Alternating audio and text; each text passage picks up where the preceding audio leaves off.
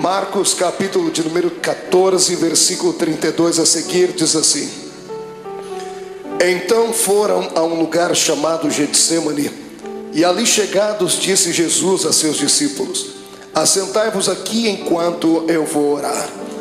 E levando consigo a Pedro, Tiago e João, começou a sentir-se tomado de pavor e de angústia. E lhes disse assim: A minha alma está profundamente triste até a morte. Ficai aqui e vigiai. E adiantando-se um pouco, prostrou-se em terra e orava para que, se possível fosse, aquela hora lhe fosse poupada.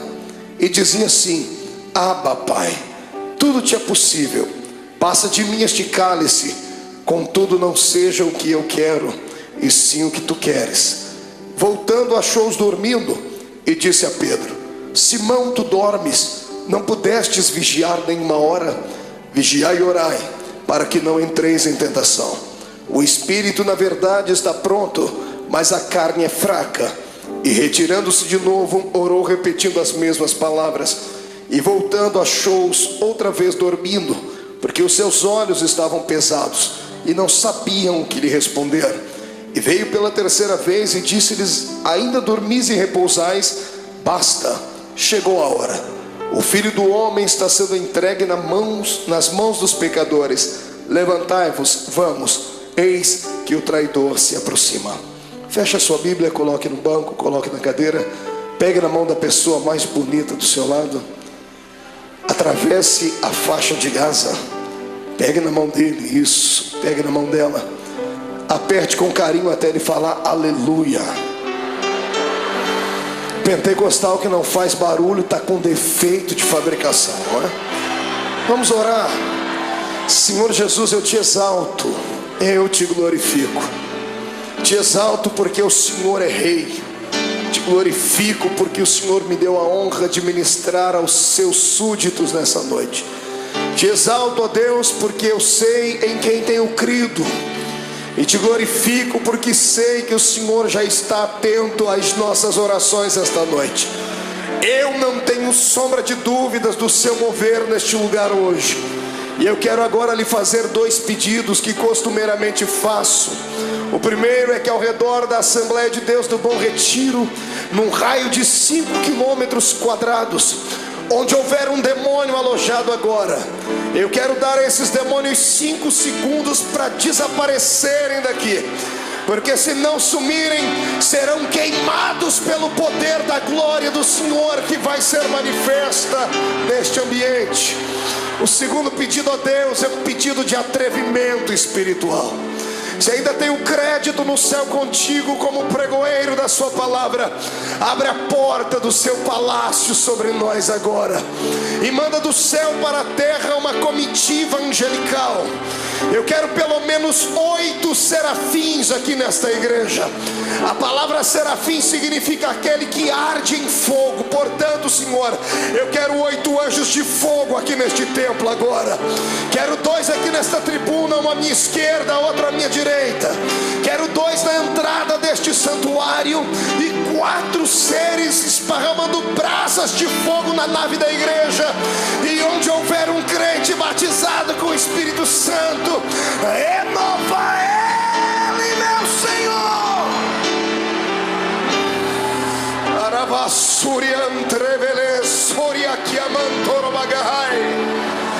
Deus, tu não precisa da ajuda do homem para nada. Tu és onipotente, Senhor.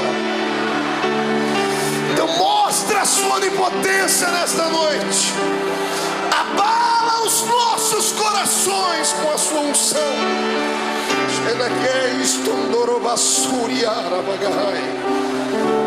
Muito obrigado, Jesus. Fica conosco aqui. Amém e amém. Erga o dedo indicador para o céu comigo, o dedo de profeta. Aponte o dedo no nariz do seu irmão. Diga para ele: escute aqui. Se você não trouxe lenço, prepare a manga da camisa, a ponta da gravata, do vestido, o que for, porque hoje você vai se derreter na presença de Deus aqui. Quem crê nisso, dê um grito de glória a Deus. Aplausos a Jesus. E tome o seu assento, glorificando o nome dele.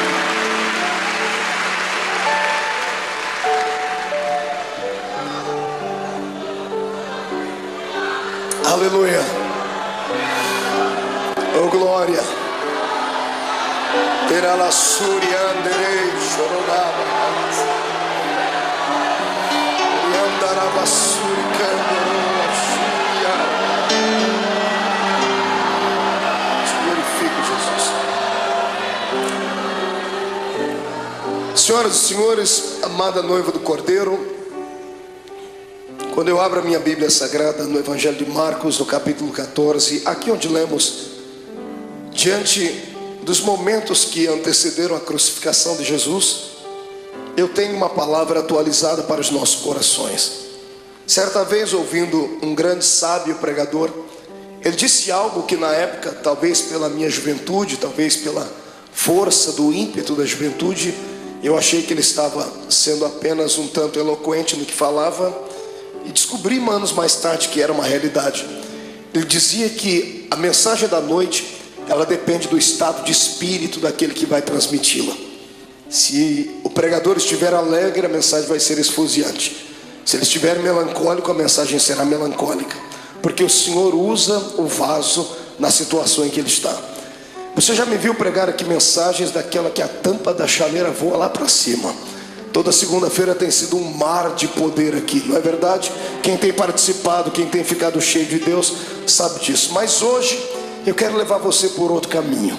Quero convidar você para se entregar a Jesus hoje e permitir que Ele venha moldar de novo o seu vaso. Eu sei que vaso só pode ser quebrado no processo da preparação. Depois que o vaso está pronto, ele não pode ser quebrado mais, porque se for quebrado, terá que ser colado, e mesmo servindo ainda para alguma coisa, vai ficar dentro dele algumas cicatrizes. Eu quero crer que todos nós estamos ainda num processo de formação, não chegamos ainda à estatura daquilo que Deus quer. Então hoje o Senhor vai despedaçar o nosso vaso, e nós vamos sair daqui um pouquinho mais apaixonados pelo Cristo ao qual nós servimos. Amém? Então dê um grito de glória a Deus para estremecer o inferno inteiro. Viver não é fácil. Viver é uma aventura. O dom da vida não foi confiado a todo o grande universo. O dom da vida, a existência mais plena dela, o Senhor confiou apenas nós que somos seres humanos. Pastor, mas os animais não vivem, as plantas não vivem, mas o estado deles é vegetativo. Não tem alma, não tem espírito. Eles têm apenas um breve espaço de tempo e existem apenas para algumas finalidades. Somente o ser humano vive para a eternidade. Por isso que nós somos dotados de sentimentos. O que é um sentimento? O sentimento é aquele labirinto da nossa alma que às vezes nos faz saltar, nos faz sorrir, nos faz chorar. E quem é que nunca passou pelo vale da sombra da morte? E só há um remédio que pode trazer a cura para os nossos sentimentos: é a doce presença do Espírito Santo. Porque a doença da alma, a dor dos sentimentos, da frustração, da depressão e da angústia, ela está localizada onde o médico não consegue localizar, bem na divisão da alma com o espírito. E só a palavra de Deus e a presença do Espírito Santo vão até este lugar. E é isso que Jesus vai fazer conosco aqui hoje. Ele vai transformar esta igreja hoje não num quartel-general, mas num grande hospital. E ele, junto com a sua equipe médica, que é composto pela Santa Trindade e os seus anjos, vão trazer o milagre para a nossa alma. Eu profetizo em nome de Jesus que o choro que durou uma noite toda terá que cessar, porque a alegria chegará e a sua alma será inundada com a presença do Senhor Jesus. Olhe para o irmão do Senhor e diga para ele: é só um momento de dor. Diga: vai passar. Quem acredita nisso, dê mais um grito de glória a Deus aí.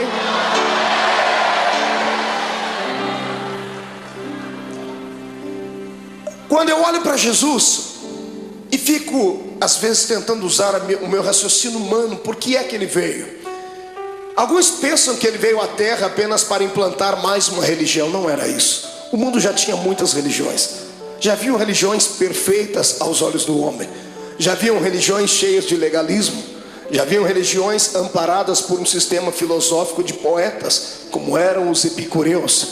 Amados, já havia muitas e muitas igrejas na época. Então a pergunta continua: por que é que Jesus veio à terra? Ele não veio à terra simplesmente por vir, como cantava Raul Seixas em uma música onde ele apontava o dedo para o nosso Salvador e chamava Jesus de ridículo, dizendo que ele não era besta para dar uma de herói. Jesus não foi apenas um herói, não foi apenas um mártir. Ele não saiu do céu apenas para fabular e confabular uma história. Jesus deixou as regiões celestiais motivado por um sentimento nobre e perfeito. Ele foi motivado pelo amor. Ninguém entende mais de amor do que Deus. Por isso a Bíblia diz que o amor de Deus foi pleno, porque Ele amou o mundo de tal maneira que deu o seu Filho unigênito, para que todo aquele que nele crê não pereça, mas tenha a vida eterna. Tentando indagar a Deus, fiz isso algumas vezes, perguntando então por que é que Jesus veio à terra, porque o Senhor não poderia usar outras pessoas para que isto acontecesse. O Senhor me disse: você não leu a Bíblia direito, porque desde o Gênesis eu tenho levantado homens para serem exemplos, mas todos eles têm fracassado. Os homens tentaram, sacerdotes tentaram, reis tentaram, profetas tentaram, mas não conseguiram vocacionar o coração do homem para servir a Deus. Era necessário um sacrifício de um animal anualmente para que o perdão do pecado viesse sobre os seres humanos e eles não fossem condenados e não descessem à morte e estivessem aprisionados por Satanás. Desde o Gênesis até o começo do Novo Testamento, nós temos uma série de dimensões históricas onde Deus tentou confabular com o homem a sua história, ensinar a eles um pouquinho da sua graça, e os homens não pareciam entender. Foi então que Deus teve uma atitude divina. Só alguém que é divino faria isso. A minha Bíblia diz na boca de Paulo que ele, mesmo sendo Deus, não teve por usurpação ser igual a Deus. Antes aniquilou a sua forma divina e desceu na terra e se fez carne. Aqui começa o mistério da minha vida e da sua. Aqui começa uma das explicações para as grandes perguntas da vida, das crises existenciais, que nem Freud conseguiu explicar. Por que é que estamos aqui? Todos nós fazemos parte de um plano majestoso e maior, de um plano que não nasceu na mente de homens, nasceu na mente do Todo-Poderoso Deus. No meio do caminho houve percalços, houve bloqueios, e Deus então, para reconstruir a sua história, o seu plano original, Ele teve que sair do céu e vir ser um entre nós. A minha maior alegria como homem nesta terra, como pregador do Evangelho, não é ter viajado por mais de 40 países do mundo. A minha maior alegria não é passar pelas ruas das cidades e ver um crente me reconhecer, ou saber que Jesus me deu um ministério abençoado. Não, a minha maior alegria se consiste nisso, em saber que eu tenho alguém lá em cima no céu, que para poder entender as minhas fraquezas e falhas, teve que sair de lá e vir experimentar um pouquinho desta vida triste e pequenina dos mortais. Amados, para que eu e você não fôssemos destruídos, destituídos, amassados e jogados dentro de um buraco, Jesus teve que sair lá de cima para tentar compreender a nossa falibilidade. Eu falo isso com propriedade, porque o Deus que está acima do céu nunca pecou, nunca sentiu dor, nunca foi desprezado a ponto de sentir náuseas e vontade de morrer enquanto estava lá em cima no céu. Eu penso que o próprio Deus falava com o Filho e com o Espírito Santo lá em cima, dizendo: por que será que esta raça humana não conseguem ser aquilo que eu quero que eles sejam?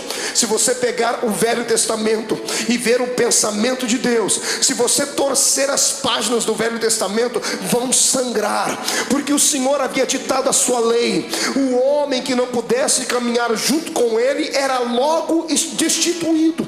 O homem que não pudesse ser santo era logo morto. Vejo Deus no Velho Testamento trabalhando, abrindo a terra, engolindo homens. Por que é que Deus trazia morte e o terror sobre os seu povo. Pensava ele que aqueles que permanecessem vivos, olhando aqueles que foram punidos, se converteriam, seriam mais santos, seriam mais produtivos. E Deus via que, pelo contrário, aquilo parece que trazia, ao invés de temor, trazia ira no coração dos seres humanos. E alguns, por pura rebeldia, tratavam logo de desmerecer a Deus e de serem inimigos dele.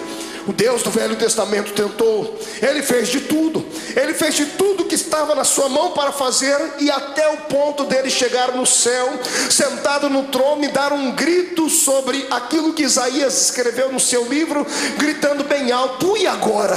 A quem eu enviarei? E agora quem há de ir por nós? Porque na terra não tinha ninguém justo o suficiente. Os homens não aceitaram o Deus Jeová, aquele que quando vinha em cima de uma nuvem, fazia tremer os montes, fazia os seus relâmpagos engrandecer o coração dos homens, e os homens não aceitaram. Então o Senhor está no céu, tentando encontrar uma nova maneira de atuar, e a maneira foi aquela mais talvez não pensada, mas que chegou a chocar o próprio Deus. O seu filho, sentado à sua direita, se levanta e diz: Pai, está chegando a hora então de nós tomarmos uma atitude divina.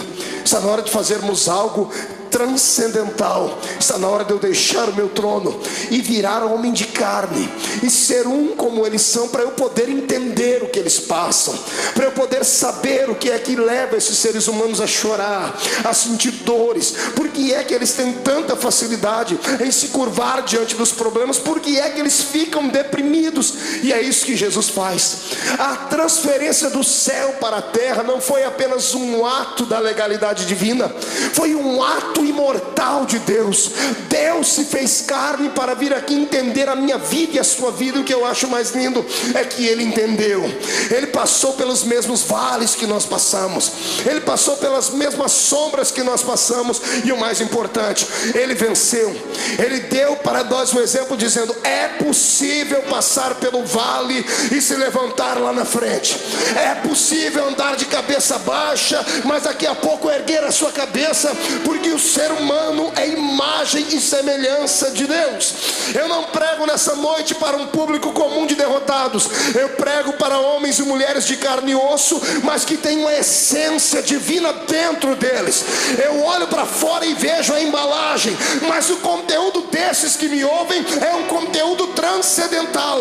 O Deus eterno que criou o universo pela força do seu poder e pelo poder da sua palavra o sustenta, habita dentro desse homem e desta mulher que está aí do seu lado. Quem acredita nisso, ergue a mão para cima e glorifique a Deus.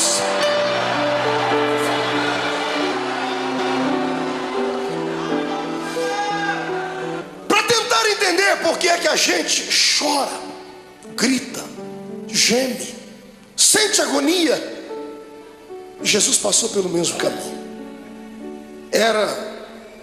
Estava chegando os últimos dias dele na terra. Ele sempre foi um homem de oração. Eu amo Jesus por causa dos seus ensinamentos, aqueles que ele dava com a sua boca e aqueles que ele exemplificava. Sempre que ele queria exemplificar alguma coisa, ele usava os seus apetrechos divinos. Todas as vezes que ele operava um grande milagre, ele se escondia no meio do mato para orar. Diferente dos seres humanos do século 21. Toda vez que temos uma vitória, a primeira coisa que fazemos é ir para um restaurante comer uma boa picanha. Fazemos festa, não é verdade? Fazemos uma viagem, empreendemos uma ida até a beira da praia. Jesus sabia do perigo de se ter uma vitória. Toda vez que você tem uma vitória, o seu arqui-inimigo fica furioso muito mais do que antes, e ele vai preparar uma luta pior ali na frente. E se você não se preparar e não estiver com o seu espírito pronto, você pode sucumbir ali na frente. É por isso que todas as vezes que ele tinha uma vitória, ele se separava e ia para o monte orar. Nesse dia, foi um dia diferente. Jesus acordou melancólico, entristecido, porque ele não era apenas Deus, ele também era homem. Era homem sujeito às fraquezas. Quando ele se destituiu da essência da glória, ele se revestiu da nossa humanidade. E ele tinha um problema que eu e você não temos. Mesmo sendo homem, ele tinha o poder de ver o futuro. porque ele era homem, mas também era Deus. Ele tinha a sua natureza humana, mas também tinha a sua natureza divina. A sua natureza humana dava a ele condições de sentir sede, ao ponto de pedir para uma mulher: mulher, me dá água porque eu tenho sede. Mas a sua natureza divina logo se impunha, e ele mesmo dizia à mulher: mas se tu soubesses quem fala contigo, você pediria água para mim, e eu te daria uma água que você beberia e nunca mais tornaria a ter sede. Na sua natureza humana, ele se cansou um dia na polpa do barco, dormiu e relaxou, ao ponto de Satanás se levantar e quase afundar o barco. Ele estava cansado, por isso dormiu. Mas quando se revestia da natureza divina, ele olhava para o mais miserável pecador e gritava no ouvido e no coração dele, dizendo assim: vinde a mim, vós, os que estáis cansados e oprimidos, porque eu vos aliviarei. Nessa manhã, o lado humano dele estava tranquilo, porque não enxergava o futuro. Mas o lado divino pregava peças nele, porque ele enxergava além daquilo que os olhos humanos viam. Mesmo sendo homem, ele continuava sendo Deus, e ele tinha percepção de algumas coisas do futuro. E nessa manhã, quando ele acordou, ele sabia o que ia acontecer. Sabendo o que ia acontecer, ele não sorri.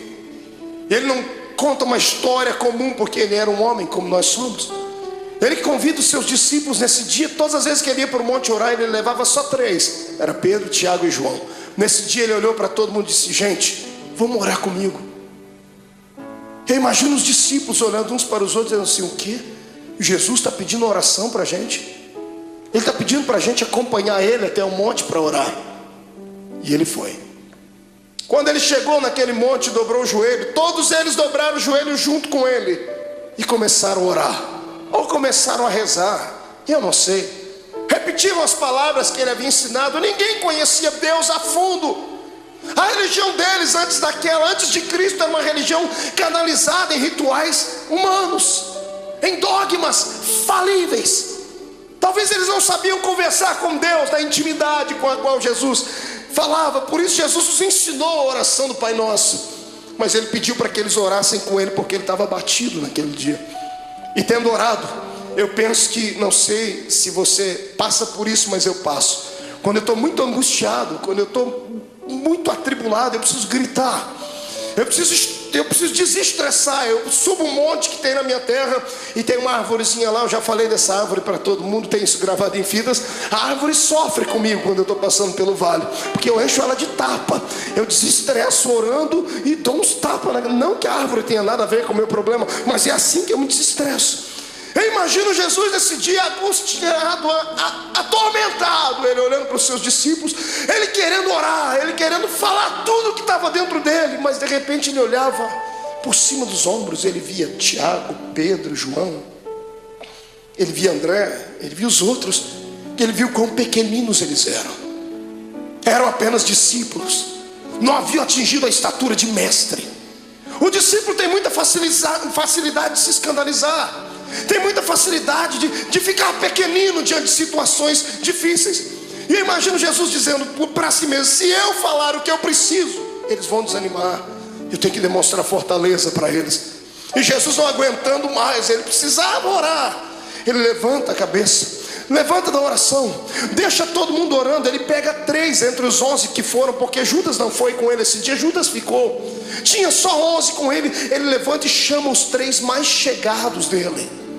Ele bate o nome de Pedro, Tiago e João, disse: meninos, vamos orar comigo. E para eles ele conta o que está acontecendo. A minha alma está angustiada. Você consegue ouvir isso da boca do seu Deus? Ou você acha que isso é um privilégio só seu? De sentir dores, de chegar em dias dentro da sua casa que dá vontade de morrer, dá vontade de entrar dentro do quarto e fazer uma besteira? Ou você acha que porque você é crente, você está bem guardado e você tem anticorpos espirituais suficientes para te proteger de toda avalanche do mundo? Não, você é um ser humano. A diferença entre o ímpio e o justo não é vista somente nessa terra, será vista na outra. Mas a minha Bíblia diz que da mesma sorte que sofre o ímpio, sofre o justo. diferença não é em sofrer, a diferença é em como sofrer. O ímpio sofre desesperado, dá um tiro na sua orelha, fuma droga, injeta, bebe muito, até cair no chão, porque assim ele alivia a sua dor. Nós que somos crentes não fazemos isso, mas quando temos os nossos problemas, nós entramos dentro do quarto e tomamos um chazinho da raiz de Jessé, e o Espírito Santo vem acalentar. É só assim que a gente passa pelo vale. Eu estou te mostrando o seu Deus em agonia. É bonito falar do Jesus andando em cima das águas, é lindo falar sobre ele multiplicando os pães, é poderoso falar sobre ele se transcendendo no Monte Tabor diante dos seus discípulos e falando com Moisés e Elias. É lindo ver o nosso Senhor abrir os olhos dos cegos e dizer ao morto de 4 dias: sai para fora. Mas eu quero ver se há beleza em ver o seu Deus dizendo assim: eu estou sentindo um pavor, eu estou angustiado, eu preciso de amigos íntimos.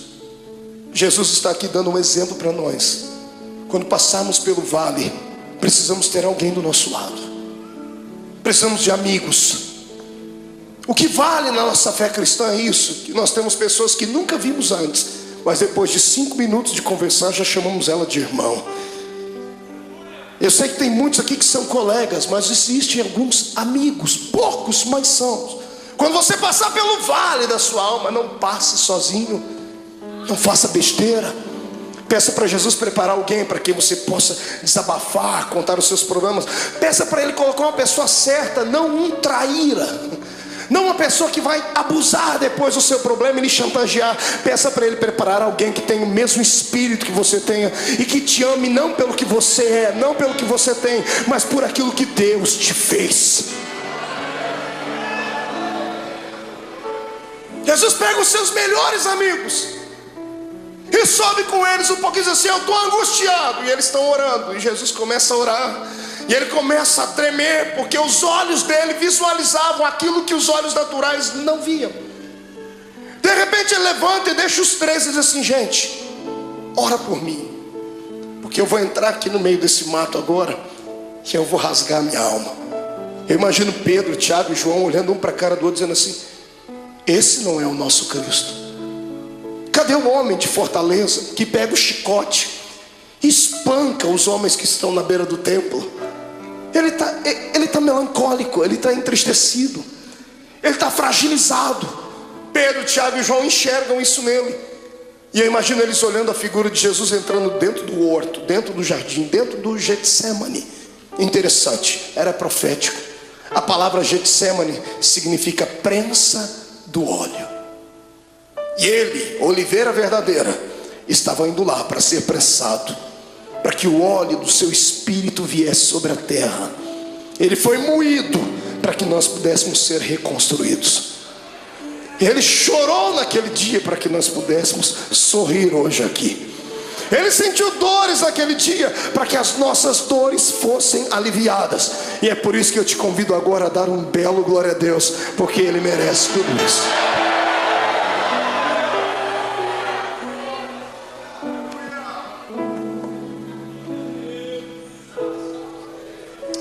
Ele começa a orar.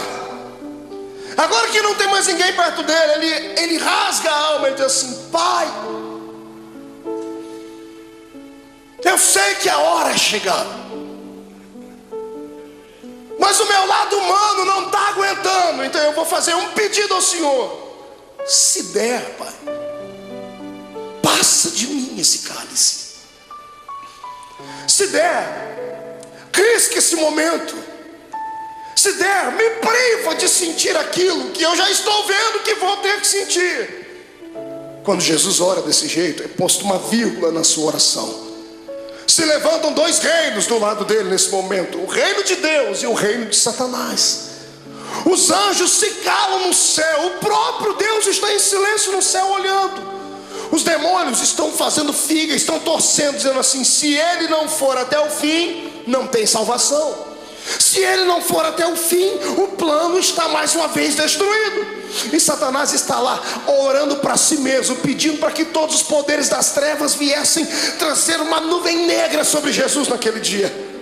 E quando Jesus diz: Pai, se for possível, passa de mim esse momento, esse era o lado humano. O lado divino dele sobrepõe. E ele abre os olhos. E se como homem ele enxergava apenas o jardim naquela noite, se como homem ele enxergava apenas as árvores, o céu que devia estar escuro e o vento soprando, se como homem ele enxergava apenas pedras e relva, como Deus ele enxergou além de tudo aquilo. Ele enxergou além das pedras, além da relva. Ele enxergou além do tempo. Ele enxergou além dos séculos. Ele enxergou além do espaço. E sabe o que ele viu? Você.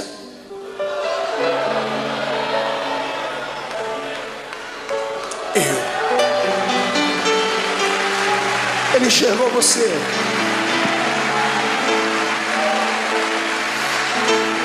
Sabe como ele te enxergou? Não como um super-homem ou uma mulher maravilha, bem trajado dentro da religião, cheio de poderes, de status, não.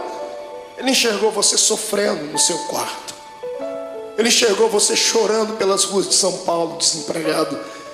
Ele enxergou você no momento em que as pessoas mais te atormentaram, que os seus inimigos lhe perseguiram.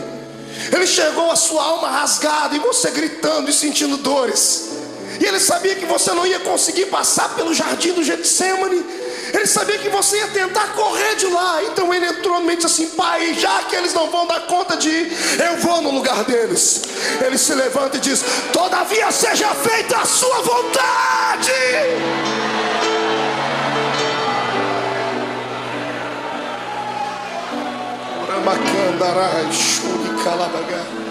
Feche seus olhos por um momento.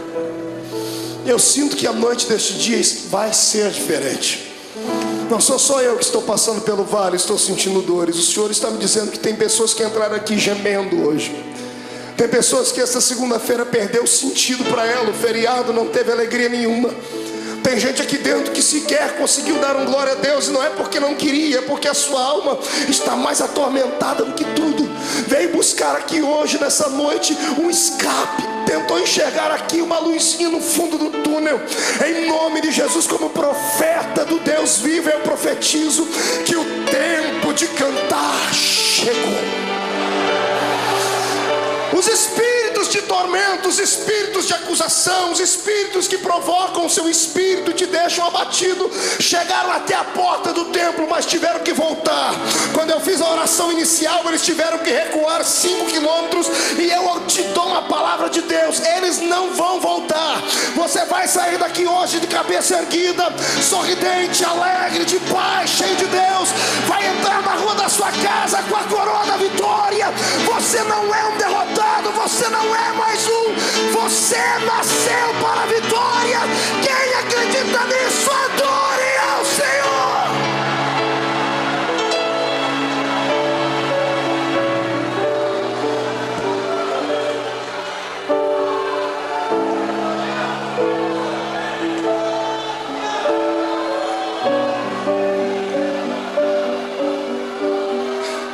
Então eu vou lhe convidar hoje aqui, irmão. Rasga a alma, filho.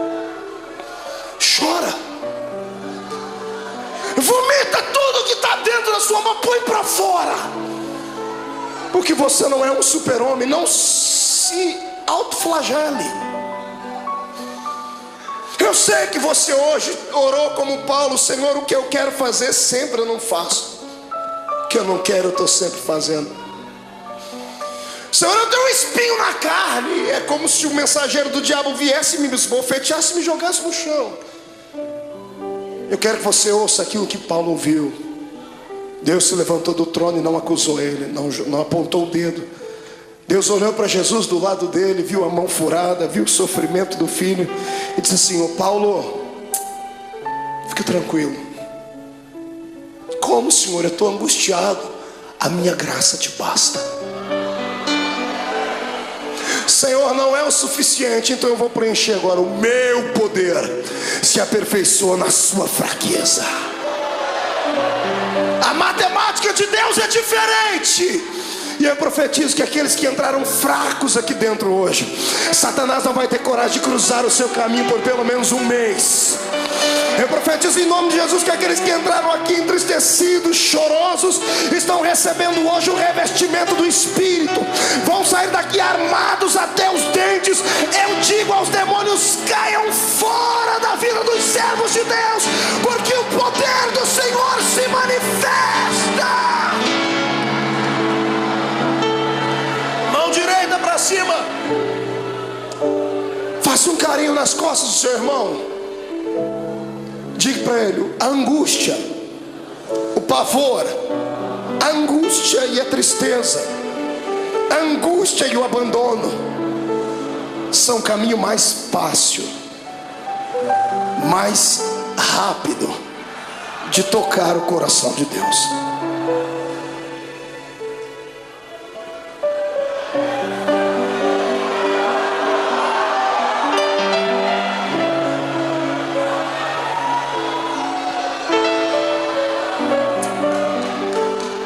Era a adversidade. Meu sogro me ensinou uma frase que ele deve ter ouvido em algum lugar, eu já citei ela algumas vezes: que não há bem que sempre dure, e também não há mal que nunca acabe. Tudo na vida tem um ponto de equilíbrio. A vida da gente é igual às 4 estações do ano. Alguns estão sorrindo do seu lado porque estão vivendo o verão da vida deles. O sol da justiça está alto, está brilhando sobre ele, está corando a sua pele, por isso que o irmão está sorridente. Outros estão vivendo a primavera da sua existência, estão florindo, estão frutificando, estão crescendo. Em contrapartida, outros entraram no outono, começaram a perder as folhas, começaram a perder o colorido. E difícil saber que alguns entraram pelo caminho do inverno, estão sucumbindo, estão tendo que buscar água nas profundezas dos lençóis mais profundos da terra, estão tendo que se curvar diante de tudo. Mas a bênção é que tudo é um ciclo. Depois do inverno vai vir o verão de novo. Calma, é só um tempo. Na minha vida e na sua, tudo o que acontece, ou acontece porque Deus mandou, ou porque Ele permitiu. Satanás não tem esse poder que nós pensamos que ele tem, de vir e manipular a nossa existência. Eu sou entregue a Cristo e você também. O mais fraco aqui entre nós é capaz de catar Satanás pelo chifre e esfregar o focinho dele no chão, porque ele não tem mais solução. Para mim e para você, por pior que seja o ato cometido, se puderes hoje inclinar não os joelhos em terra, mas sim o coração diante de Deus, o sangue de Jesus Cristo cobrirá todos os seus erros, e você ficará mais alvo do que a alva-neve.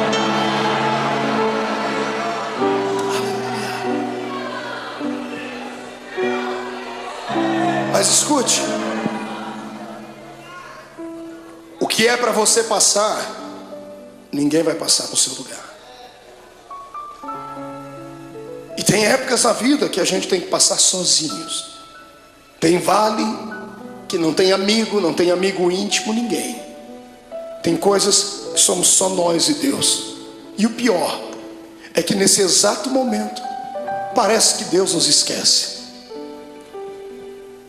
Eu não sei o que é pior, a correção de Deus ou o silêncio dele. O silêncio, quando você grita e lá do céu vem uma resposta assim: psss. Jesus estava sentindo assim aqui. A alma dele estava contrita. Ele chegou no ápice da vida de um ser humano. Ele levanta daquele horto tremendo, suando sangue. Eu fui estudar isso à luz da ciência. A ciência diz que é raro, mas é possível. Por que é que uma pessoa chega a transpirar sangue? A ciência diz que quando a pessoa está passando por uma agonia muito grande, o seu metabolismo fica todo alterado. 3 coisas podem acontecer. Primeiro, ela pode sofrer um infarto no miocárdio, porque a adrenalina correndo pelo seu corpo, o coração não dá conta de bombear tanto sangue, pode explodir. Segundo, quando a etapa do coração é vencida, as veias do cérebro não suportam, a pessoa pode sofrer um derrame. Terceiro, quando é vencida a etapa do coração e da mente, aí os poros se dilatam e o sangue que está sob pressão dentro do corpo, ele sai pela pele. Como Jesus não podia morrer de ataque cardíaco, nem podia morrer de derrame cerebral, porque a cruz estava preparada, o sangue dele saiu pela testa, pelos poros.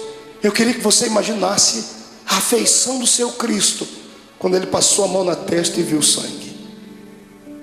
O lado humano dele deve ter se contorcido, mas era preciso passar por aquele vale, era preciso ir até o fim.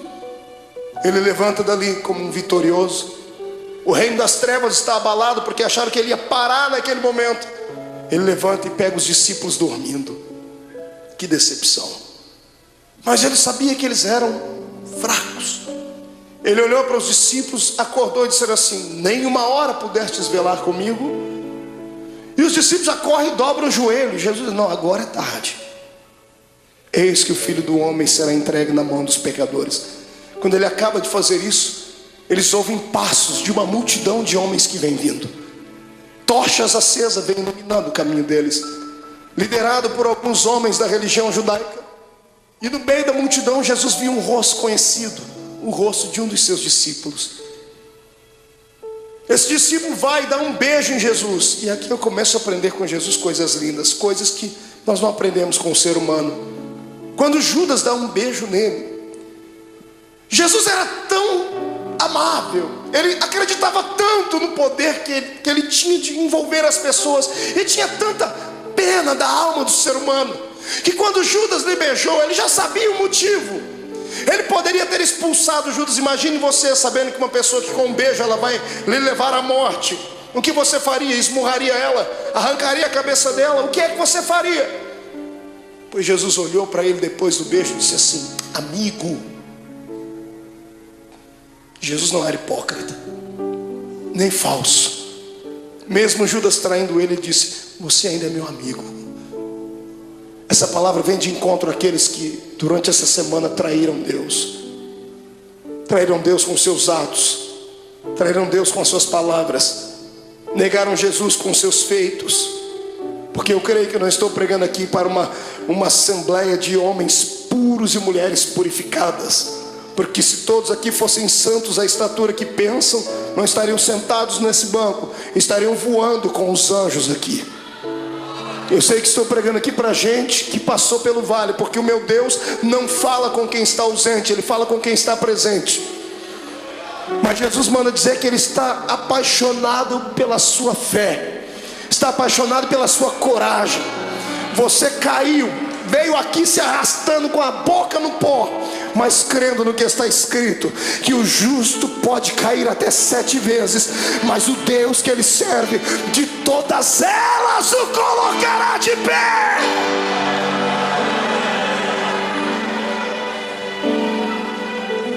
Você continua sendo amigo de Deus. O amor de Deus não dá para se entender. O amor de Deus tem que ser aceito. Não fomos nós que o escolhemos, foi Ele quem nos escolheu. E quantas vezes você já fez essa pergunta: por que o Senhor me escolheu, Deus? Por que você acha que Deus te escolheu, irmão? Pela sua força? Pela sua oratória? Pelo seu talento de cantar? Você acha que Deus olhou para você e disse: não, esse aqui eu vou poder usar, então eu vou investir nele, e o outro que não prestava, ele não investiu? Não foi nada disso. Deus olhou para você e alguma coisa em você atraiu Ele. Não foi você que foi buscar Deus em uma igreja, foi Ele que trabalhou no seu coração em casa, usou o testemunho de alguém. Deus queria você, mas a palavra final foi sua: eu vou. Quando você disse vou, o Senhor disse: pronto, eu escolhi, agora Ele veio. Você foi escolhido por Deus. Escute, deixa eu dizer uma palavra, que isso aqui vai quebrar esse demônio que te atormenta, vai acabar com a sua depressão. Escute: nenhum ser humano pode surpreender Deus. Não há nada que você faça, não há nada que você pense, não há nada que você aconteça que você vai deixar fazer Deus ficar assim: nossa, o meu filho me espantou. Porque Deus conhece tudo.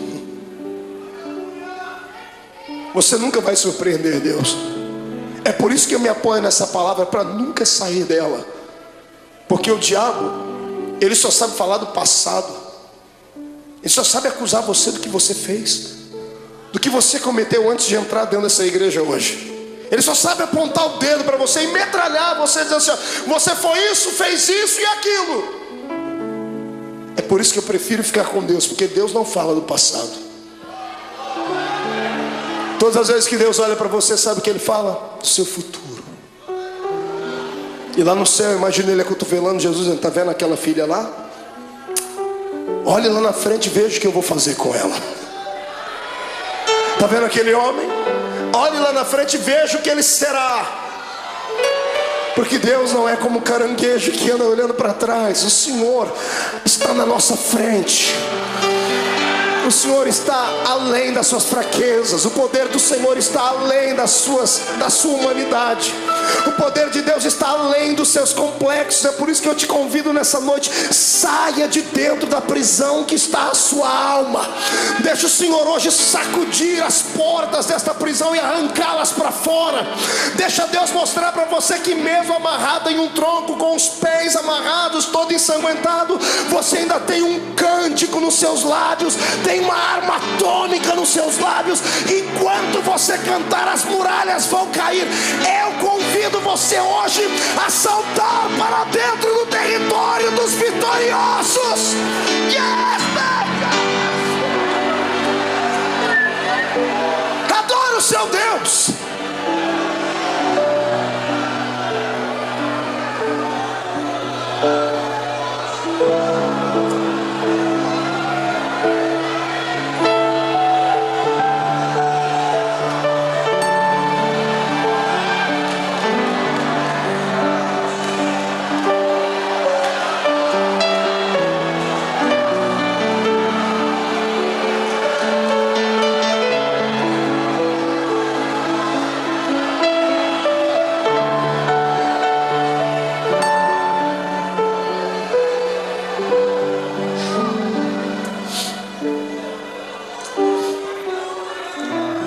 É hoje o dia que Deus escolheu para arrancar você de dentro do quarto escuro da sua vida.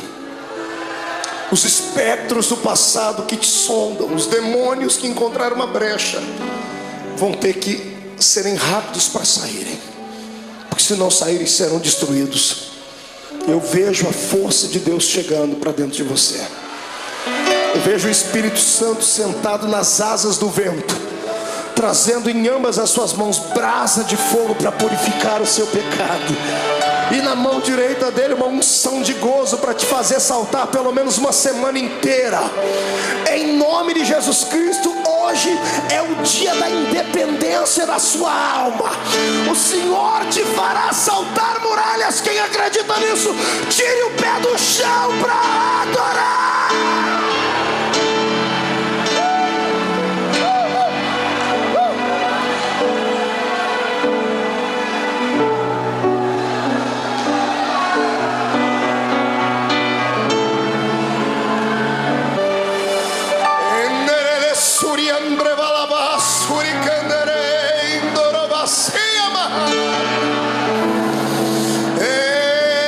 Adore a Deus, cante um hino de vitória e vem agora para perto do altar. Curve o seu coração, porque Deus de pé está. A Assembleia de Deus do Bom Retiro nessa noite será impactada aqui, porque é um Deus lá em cima que olhou para mim e olhou para ti.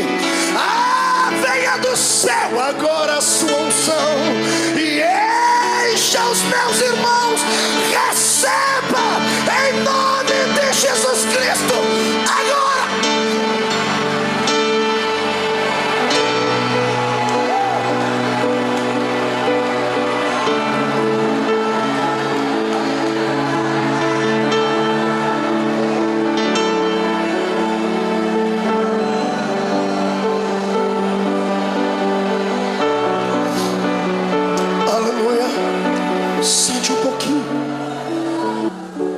Olhe para cá.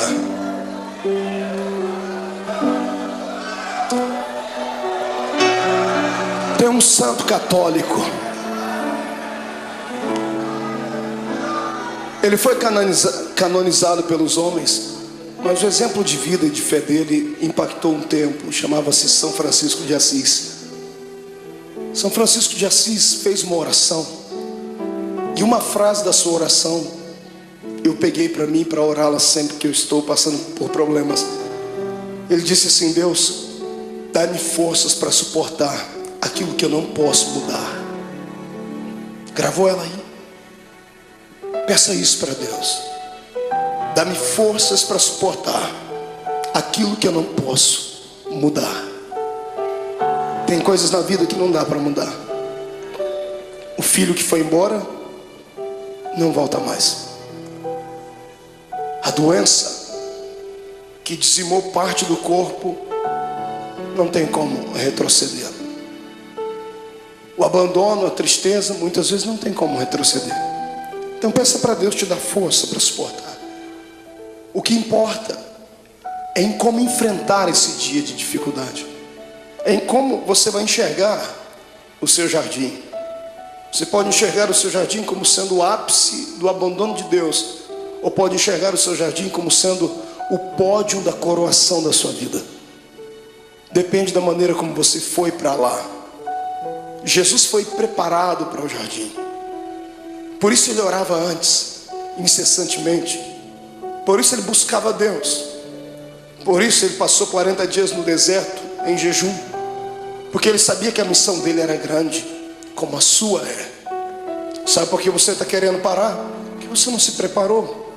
Tem levado uma vida de brincadeira, pensando que a igreja é apenas um lugarzinho de reunião social, pensando que a fé cristã é só aqueles dogmazinhos ensinados pelo pai e pela mãe. Não. A salvação não é hereditária. A salvação é pessoal, é uma experiência com Deus. Busque a sua experiência nessa noite. O Senhor transmutará esse coração de pedra num coração de carne. Trará alegria para dentro da sua vida, e você vai ter força para viver. Lá está Ele. Olha o Senhor Jesus sendo preso. Quando os homens vêm prender ele, ele tinha passado uma noite de oração. Às vezes eu tenho pena, entre aspas, dos demônios, porque eles vêm atormentar quando a gente está fraco na carne, mas o espírito está forte. Os homens chegam e Jesus pergunta para eles: a quem buscais? E eles dizem: a Jesus. Naquele momento ele não falou como um homem, ele falou como o Deus lá do Êxodo. Ele olhou para eles assim: eu sou.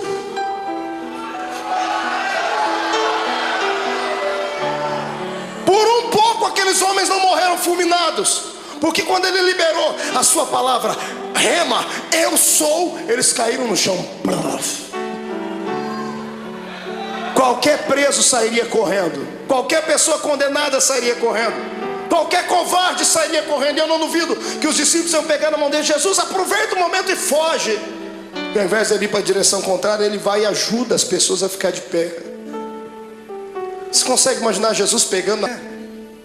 Imagina ele falando: I'm sorry, desculpe. Em vez de falar como homem, eu falei como Deus. Foi só um momento, eu estou aqui, pode me prender.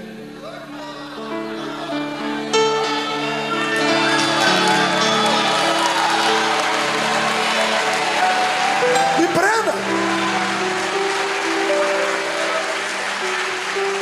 Eu imagino que os próprios soldados que foram prender Jesus se assustaram. O quê?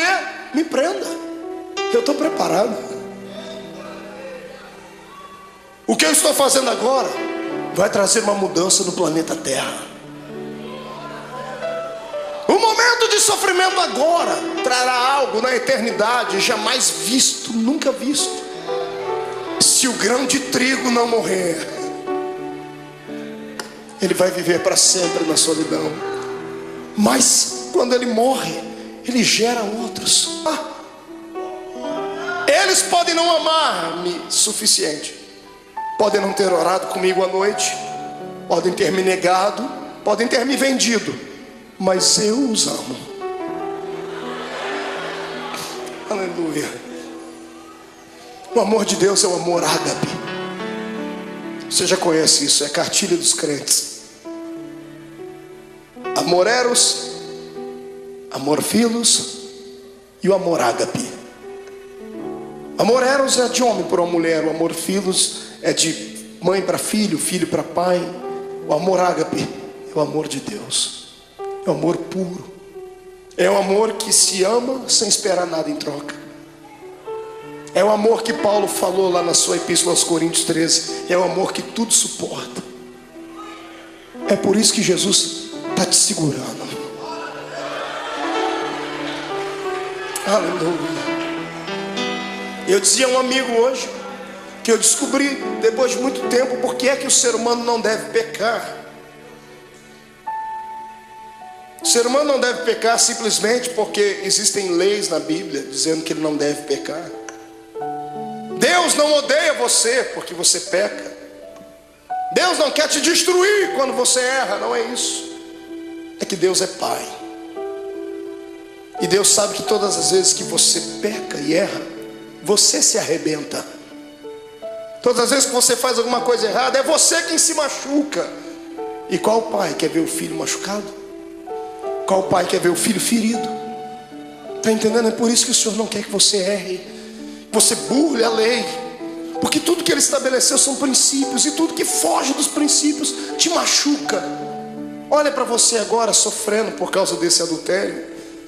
Olha você sofrendo aí dentro, as mágoas, tristes, desejando uma pessoa que não é sua e não pode ficar com ela, não tem jeito. Olha vocês sofrendo porque pegou aquilo que não era seu. Olha aí você sofrendo porque passou por cima de tudo aquilo que Deus tinha para você. Olha você angustiado. É isso que te tira da igreja. Não é a perseguição do pastor, não é a palavra pesada do outro, não é. São aquilo que nós infringimos na lei de Deus. E Jesus me disse ao meu ouvido, enquanto eu estava de joelho ali: tem muita gente que quer se afastar da igreja, filho. E fala para eles que não importa o que eles fez, importa o que eu fiz por eles. Sai da frente, Satanás, eu estou com raiva de você. Eu tenho certeza que nesta noite os planos de Satanás mais uma vez caíram por terra, porque o Senhor te ama, e ponto final. Quem é amado por Deus, adore a Ele.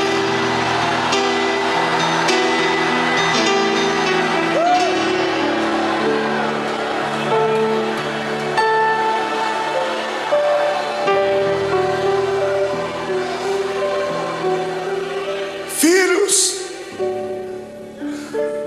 a rejeição, a cruz, a agonia, vocês não vão suportar, eu suporto por vocês. E levaram ele como um preso comum. Fizeram do meu Jesus uma peteca. Caifás, Anás, Pilatos, Herodes, Pilatos, ninguém achava nada de errado nele. Ele tinha palavras para incriminar os homens, mas ele se calou e não se defendia. Pilatos fica estarrecido e diz assim: que homem é esse? Pilatos queria soltar Jesus, mas o ego dele era muito massageado pelos judeus. Ele não queria perder a postura de um grande. Então, para alegrar o coração dos judeus, ele pensava que isso iria aplacar a ira deles. Ele manda chicotear Jesus. E pegam o meu Jesus, o seu Jesus, levam ele numa noite fria para um lugar, numa praça, amarram as mãos dele em uma estaca, deixam ele seminu. Aquilo era já motivo para matá-lo, porque todo judeu tinha vergonha de mostrar o seu corpo. Estava sendo humilhado, até que ele começou a ser flagelado. Azorrague era o nome da arma com a qual bateram em Jesus. 12 tiras de couro, na ponta de cada tira um osso de carneiro quebrado ou limalha de ferro. Cada vez que o carrasco batia nas costas do meu Jesus, 12 buracos ficavam nas costas dele. Paulo disse: assim como o meu mestre, eu tomei uma quarentena de açoites menos uma. Foram 39 chicotadas daquela. Mais de 460 cortes nas costas. O corpo não aguenta. Depois da 10ª chicotada, ele já estava pendurado. Ele poderia ter gritado, Ele poderia ter aliviado um pouquinho da dor, porque quando gritamos, por um momento, há um bloqueio no cérebro e a dor passa por momentos, mas passa. Se ele gritasse, ele teria sentido menos dor, mas ele não gritou. Ele aguentou calado, porque sabia que você não ia aguentar. Sabia que eu não ia aguentar. Eu também, irmão, eu também.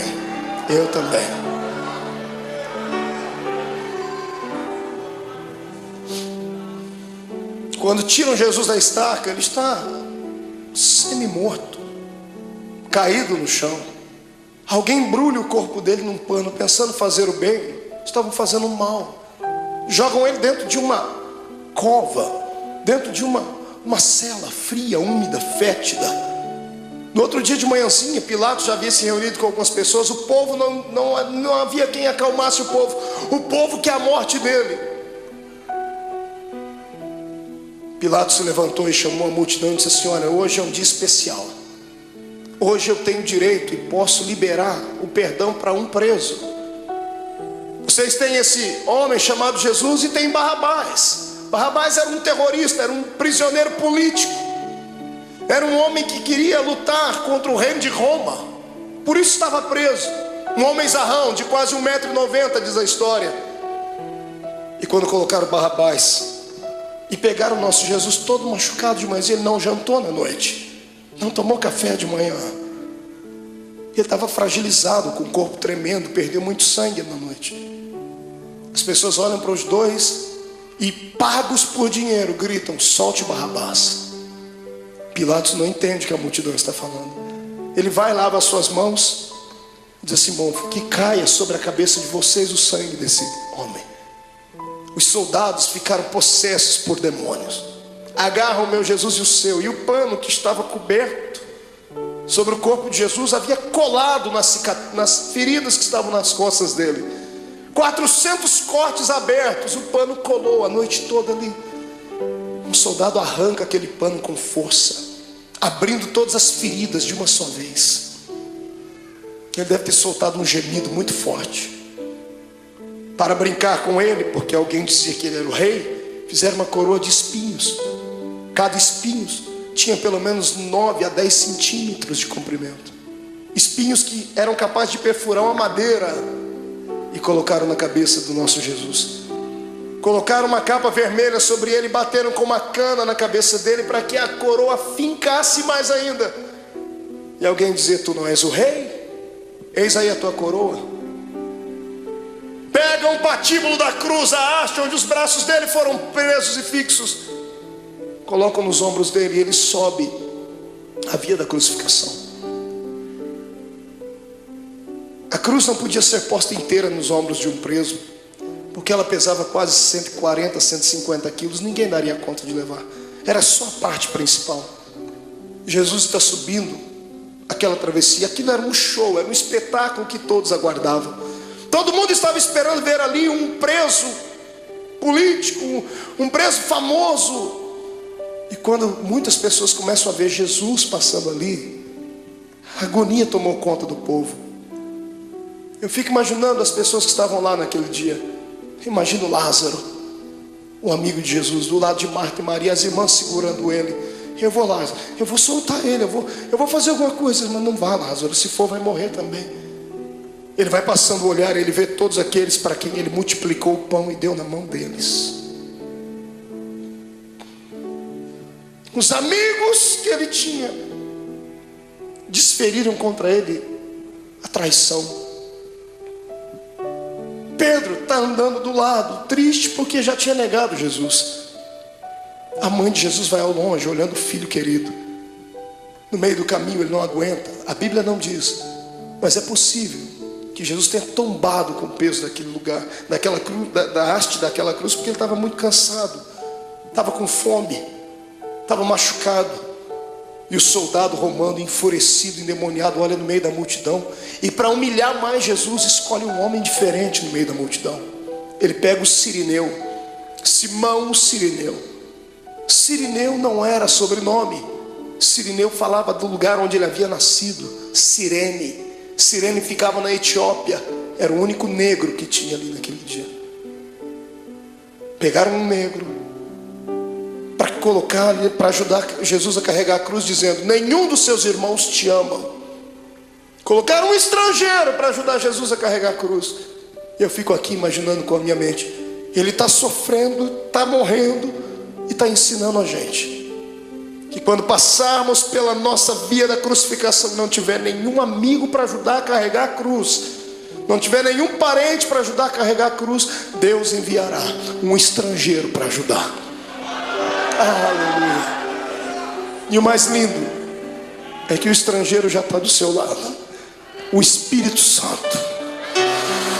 É Ele quem te ajuda a carregar a cruz. Está sentindo Ele aí, irmão? É por isso que está ficando mais leve a cruz. Eu não oro para que Jesus tire essa cruz dos seus ombros, mas eu peço para que Ele te dê força para carregar ela até o fim, porque vamos trocar as cruzes que nós temos por coroas do céu. Aleluia. Passe pelo vale dando glórias ao seu Deus.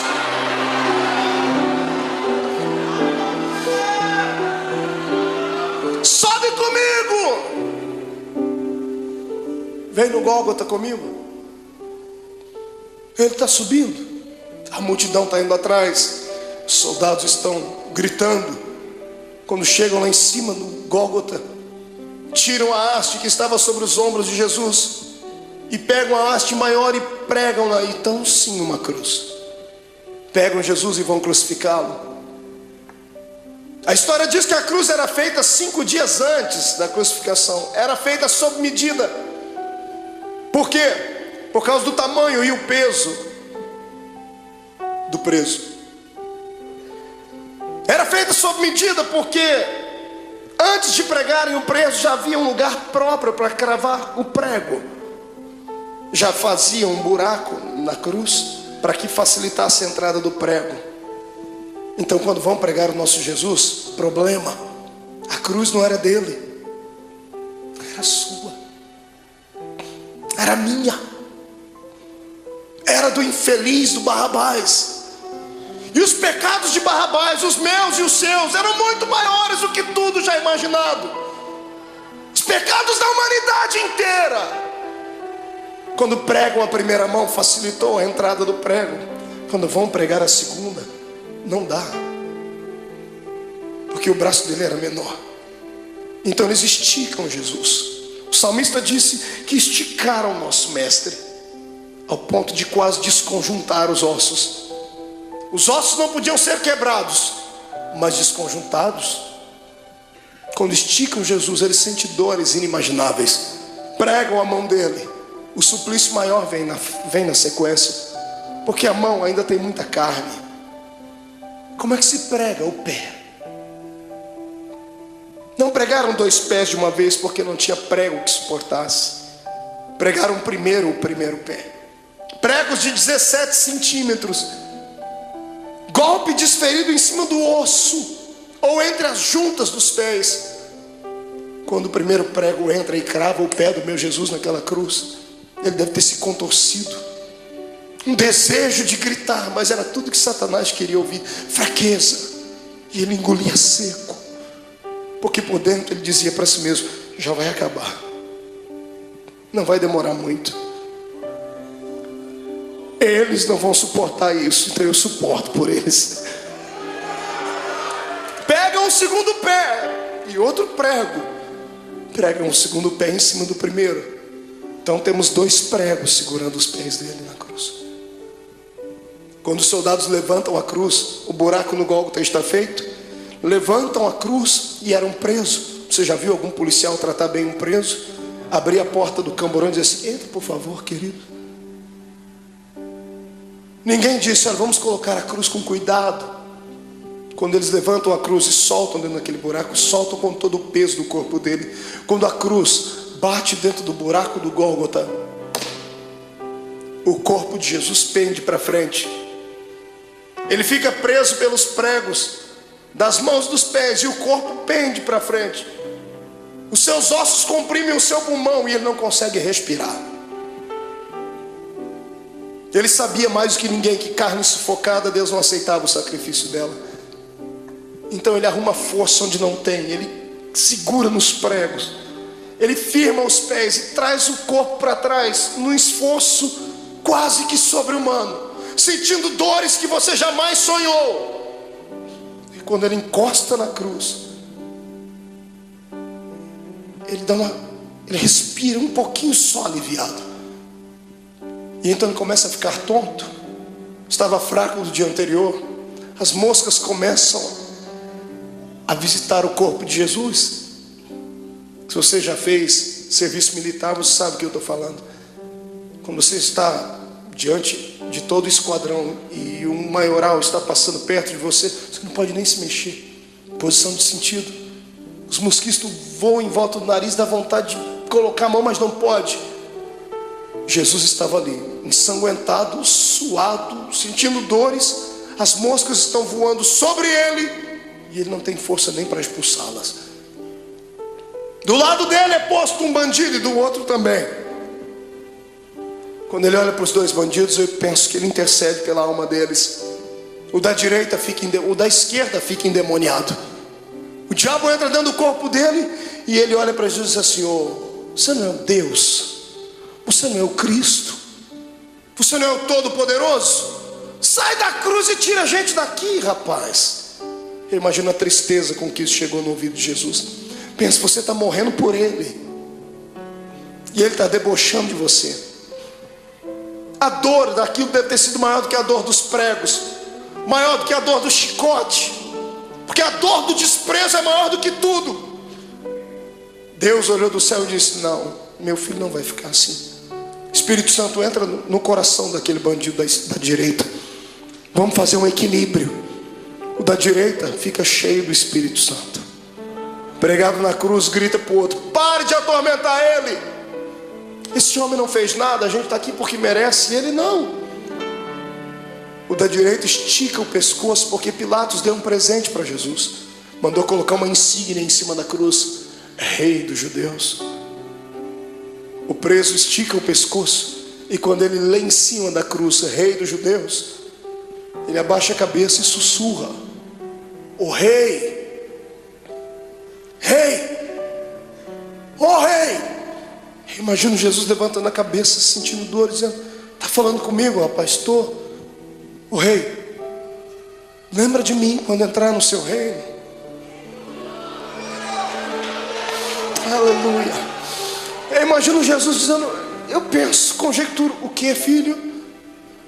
Lembra de mim quando entrar no seu reino. Eu acredito que você é rei. Lembra de mim.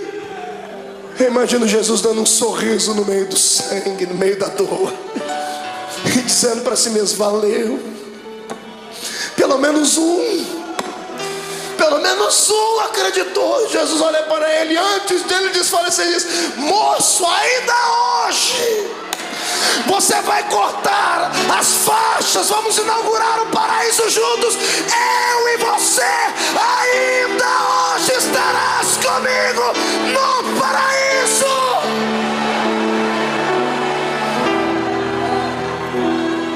Era bacana.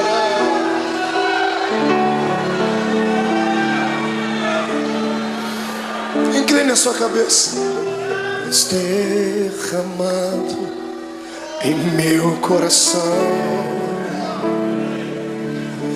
não sei como agradecer-te o que tu tens feito a mim. Eu só posso dar-te agora a minha canção. Quem pode cantar comigo?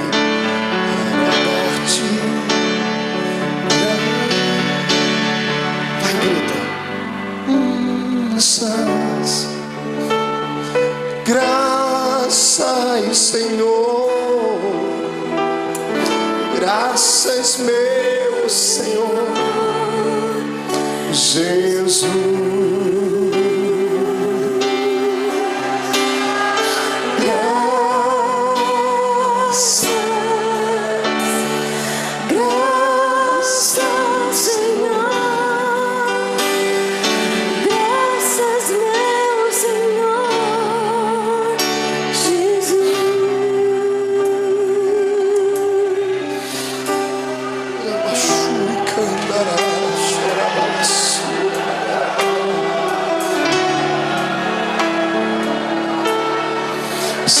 curve diante do seu Deus, crente. Até você que não gosta de dar glória a Deus não pode ficar em silêncio agora. Até você que não gosta de dar barulhos tem que gritar agora.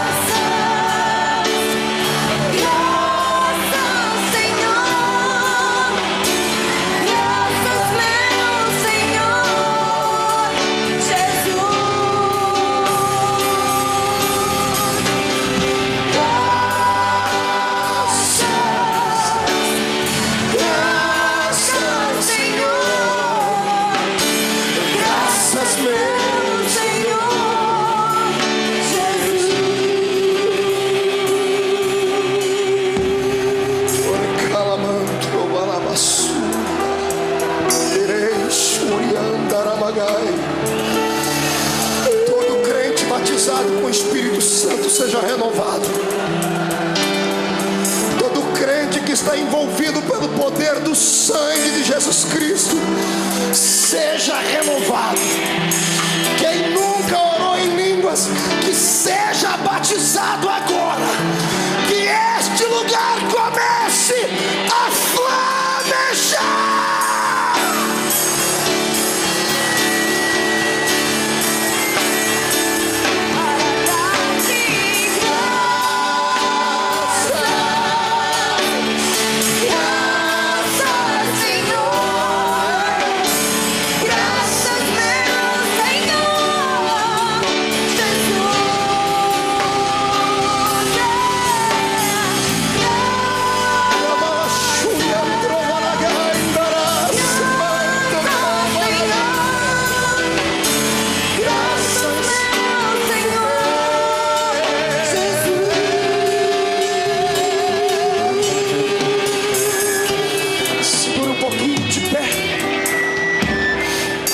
Seu irmão, oh Deus,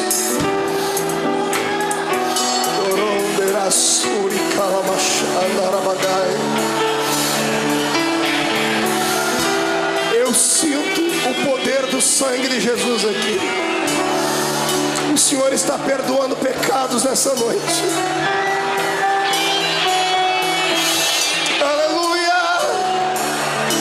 Sai da frente, Satanás! Estamos em guerra!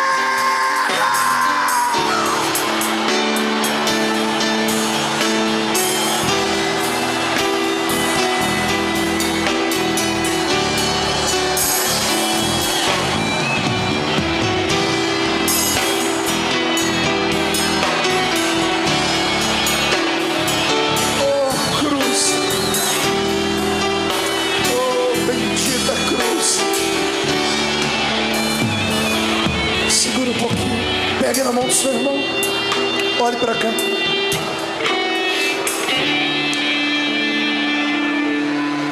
agonia dele continuava. Chegou uma hora que ele olhou para o céu. Como homem, ele enxergava só as nuvens, o sol. Mas de repente, como Deus, ele olha para o céu e ele não vê nuvens. Ele olha para o céu e não vê pássaros. Ele vê o trono, Rubens. Quando ele vê o trono, ele vê o pai dele. Só que o pai dele está de costa. O pai virou as costas para ele. E no momento de dor, de muita agonia, ele disse: "Ô pai, por que tu me abandonou?" Quantas vezes você já falou isso, crente? Deus entende quando você diz isso, porque Jesus passou por isso. Não é que Deus estivesse feliz com o sofrimento do filho. Se Deus continuasse olhando, ele ia arrancar Jesus daquela cruz, Joel. E se ele arrancasse Jesus da cruz antes dele morrer, Deus ficaria derrotado. Deus poderia ter destruído a terra,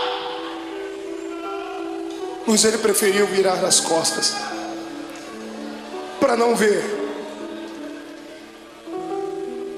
E o lado humano de Jesus sentindo dores, mas o lado divino dentro dele dizendo assim: já está acabando, aguenta mais um pouquinho, segura.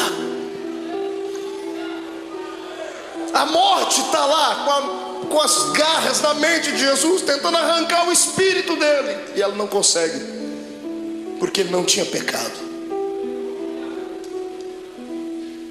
A morte estava inofensiva. Ela era acostumada a carregar para dentro do inferno pecadores. Mas como arrancar da terra um homem que nunca pecou? Imagina a morte dizendo: desse eu não dou conta.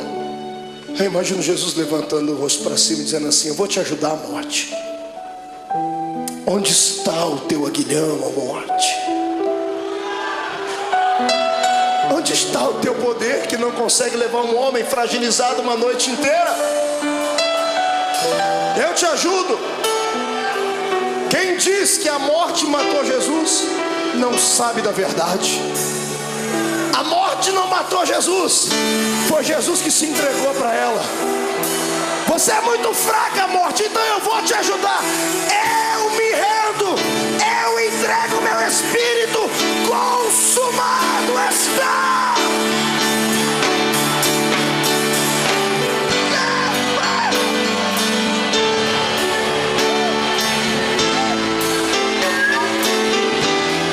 Este é o Cristo que tu serves.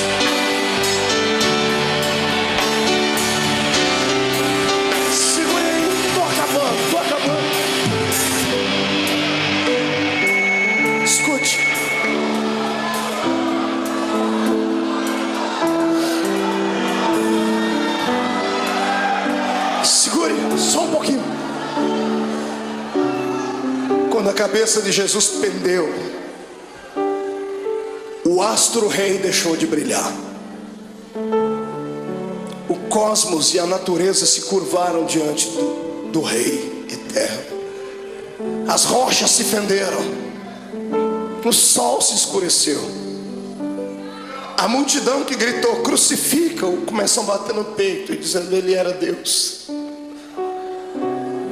O centurião que ajudou a fragilizar o corpo dele está embaixo da cruz, gaguejando e dizendo: esse homem era o Filho de Deus. Maria está embaixo, João está abraçado com ela, dizendo: aguenta, mãe, aguenta. Tiram Jesus da cruz. Ele morreu primeiro do que os bandidos.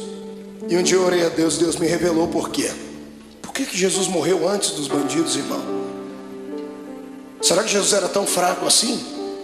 Porque os outros bandidos também foram flagelizados.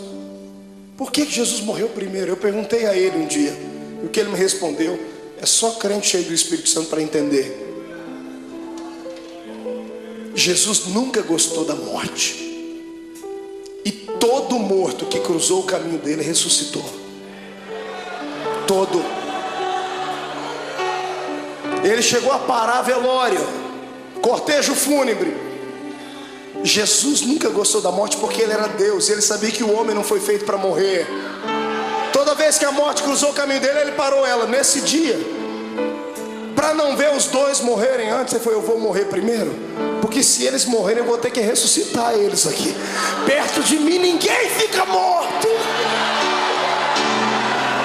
Aleluia.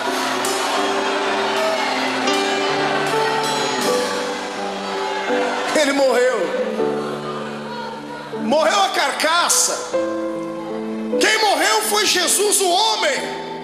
Mas o Cristo que estava dentro dele não podia morrer, porque Deus é eterno. O Espírito do Cristo que estava dentro dele saiu pela boca. Quando o homem expira, seu espírito sai. Interessante é que ao invés de Jesus sair dali e ir até o céu, a Bíblia diz que ele foi às regiões mais baixas. E ele foi num lugar muito interessante que poucos crentes conhecem, pouca gente prega. A Bíblia diz que ele foi buscar um cativeiro. Já leu sobre isso na Bíblia? Quando Jesus morreu, ele passou 3 dias morto ali, o corpo, porque o espírito dele foi fazer uma pregação interessante. Ele foi a um lugar onde estavam todos os santos que haviam morrido antes dele, porque ninguém ia para o paraíso, iam todo mundo para o seio de Abraão. E Jesus foi lá e se revelou: eu sou. Eu imagino ele, que já estava com a chave da morte e do inferno na mão, indo lá, abrindo as portas das cadeias. Abrindo a porta, lá dentro tem alguém sentado e assim: sai para fora, Daniel.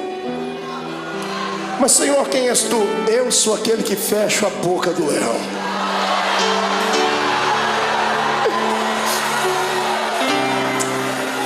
Sai para fora, Jeremias. Quem é o Senhor? Eu sou o oleiro e você continua sendo vaso. Vai na porta. Sai para fora, Ezequiel. Quem és tu, Senhor? Esqueceu de mim? Eu sou aquele que mediu as águas para que você entrasse nelas. Águas de vida, águas que purificam, sou eu. Jesus vai na cela de um homem chamado Manoá. Quando ele abre a porta: sai para fora, Manoá. Senhor, quem és tu, Manoá? Você perguntou o meu nome quando eu fui anunciar o seu filho. Eu sou o maravilhoso, Manoá. Sou eu. Sai para fora, Davi. Quem és tu, Senhor? Eu sou o bom pastor que dá a vida pelas suas ovelhas. Sai para fora.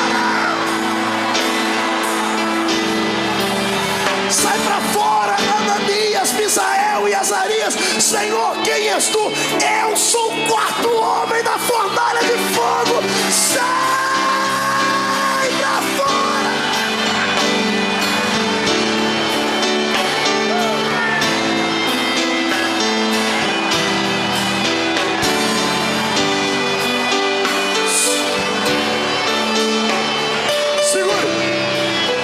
Jesus chega numa porta. Era um dos últimos a ter entrado lá antes dele. Ele abre a porta, está lá um sujeito de barba. Ele diz: João, sai para fora, João. Mas Senhor, quem és tu? João não me conhece? Imagina João olhando e dizendo: oh Senhor, desculpa. É que a última vez que eu lhe vi, o Senhor era um cordeiro, e agora eu vejo que tu és o leão. O leão da tribo de Judá.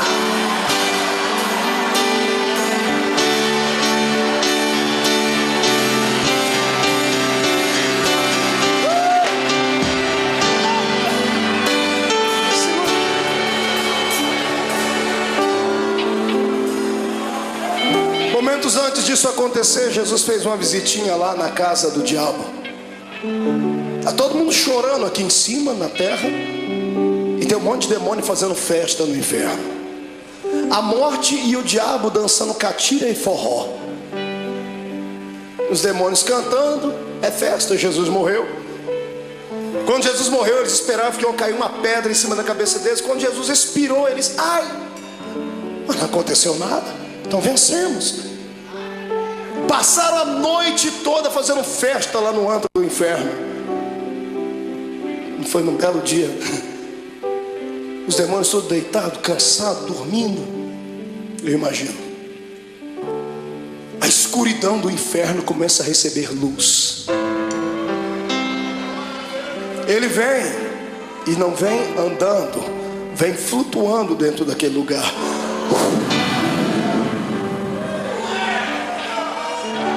Quando a presença, a luz e o calor dele vai passando, demônios começam a gritar. Ai, está queimando, é o sol. E alguém grita, é, mas é outro sol. É o sol da justiça que está entrando. Os gritos devem ter acordado o diabo e a morte. Jesus olha para a cara dos dois. Antes de falar com o diabo, Jesus vai no colarinho da morte, agarra ela pelo colarinho e diz, onde está a morte? Onde está o teu aguilhão, a morte?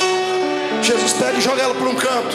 Jesus vai onde está o diabo, fala, Satanás, agora é contigo, seu infeliz. Me agonizou lá no monte, achou que eu não ia vencer. Eu vim aqui provar para você que é possível ser homem na terra e ainda ir morar no céu.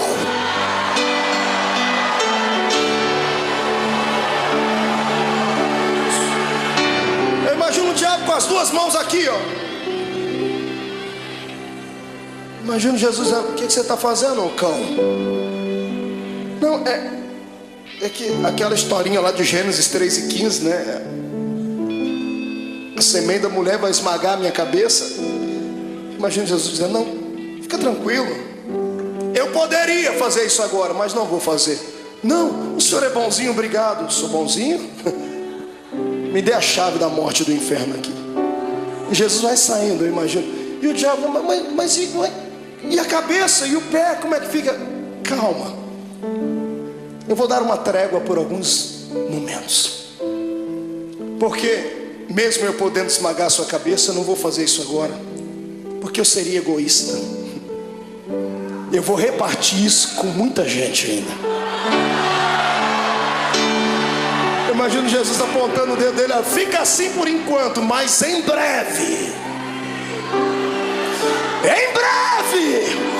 o Deus de paz esmagará Satanás embaixo dos nossos pés.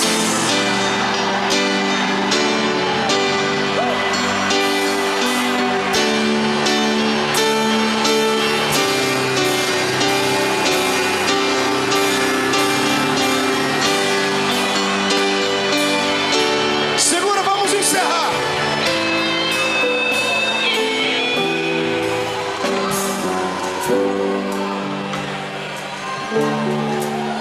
Três dias depois, umas mulheres chorosas chegam na tumba de Jesus, levam perfume para embalsamar o corpo dele. Está todo mundo chorando pelos cantos. Quando elas chegam na tumba de José de Arimateia, que emprestou para Jesus, a pedra gigantesca estava removida. Desesperadas, elas pensam que alguém roubou o corpo de Jesus. Quando elas entram lá dentro, no meio de duas pedras tem dois homens de branco. Os homens estão sorrindo, um sorriso angelical. Um dia nós vamos vê-los. E as mulheres perguntam, onde puseram o nosso mestre? E os homens dão um grito para as mulheres, por que procurais entre os mortos aquele que vive? Ele não está mais aqui, ele já ressuscitou.